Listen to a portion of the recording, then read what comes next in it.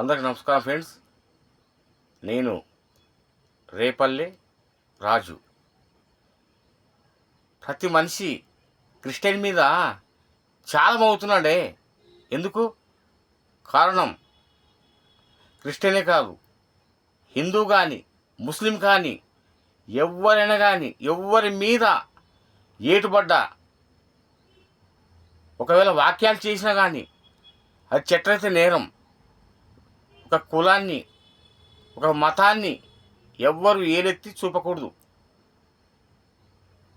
ఇప్పుడు ఏ కాలం బతున్నాం ఫ్రెండ్స్? మనము దేనికి వస్తున్నాం? మనం ఎందుకోసం అర్థం అవుతలేదా?